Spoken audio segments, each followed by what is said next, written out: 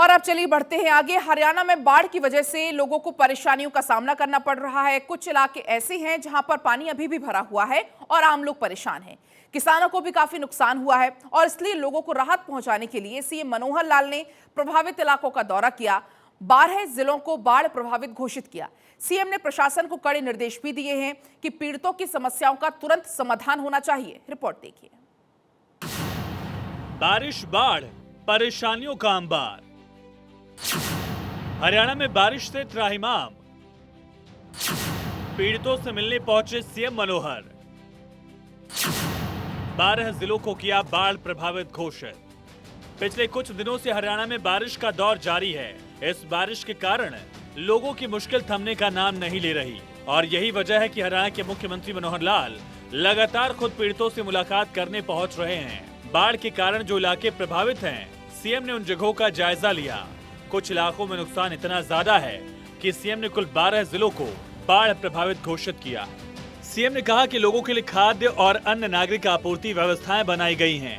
CM ने बताया कि बाढ़ से प्रभावित इन 12 जिलों में जिला प्रशासन के साथ सेना, वायुसेना, एनडीआरएफ, एसडीआरएफ, सामाजिक और गैर सरकारी संगठन बचाव और राहत कार्यों के लिए अलर्ट हैं। 12 जिले हमने और बाढ़ प्रभावित घोषित किए हैं। हम लोगों ने बचाव के कार्य के नाते से जो आंकड़े अभी तक हमारे पास आए हैं, इन सब गांवों में तुरंत जिला एडमिनिस्ट्रेशन के लोग वो पहुंचे। जहां एसडीआरएफ की, एनडीआरएफ की आवश्यकता थी वो हमने भिजवाई। सेना के लोग वहां गए। स्थानीय जितनी शक्ति थी वो सब लगी ही है। हमारी पुलिस भी, सामान्य जो पुलिस के काम होते हैं उसके अतिरिक्त बचाव कार्यों में, सेवा कार्यों में वो भी लगे।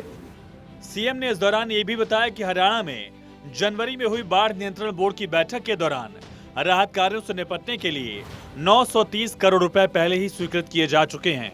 मुख्यमंत्री ने बताया कि अभी तक प्राप्त सूचना के अनुसार बाढ़ के कारण 35 लोगों की मौत। मृतकों के परिजनों को मिलेंगे 4 लाख रुपए। दिव्यांगता अगर 40 से 60% है तो मिलेंगे 74,000 रुपए। अगर 60% दिव्यांगता तो मिलेंगे 2,50,000 रुपए। दुधारू पशुओं के लिए फंड का प्रावधान। राज्य में 41 राहत शिविरों का इंतजाम। इन शिविरों में 1,744 लोग रह रहे हैं। बाढ़ से लगभग 500 करोड़ रुपए का नुकसान। अभी जिनका मुआवजा इन सारे विषयों को लेकर, चाहे मकान है अथवा कोई और नुकसान हुआ है, पशुओं की डेथ हुई है या कोई घायल हुए हैं, जो लोग मृत्यु हो गई जिनकी, उनके परिवारों के प्रति भी हमारी सहानुभूति है। उन ऐसे लोग जो जान खो चुके हैं, खो गए हैं, उनके प्रति श्रद्धांजलि व्यक्त करते हैं हम। उनके लिए 4 लाख रुपया प्रति व्यक्ति ये मुआवजा हमने घोषित किया है और बहुत जल्दी वो मुआवजा जो है उनके परिवारों तक पहुंचा दिया जाएगा। मुख्यमंत्री ने यह भी बताया कि जलभराव वाले क्षेत्रों में 2,878 मेडिकल कैंप लगाए गए हैं और इनमें लगभग 37,500 से ज्यादा लोगों का इलाज चल रहा है। चलिए अब आपको बताते हैं कि राज्य की कितनी सड़कें प्रभावित हुई।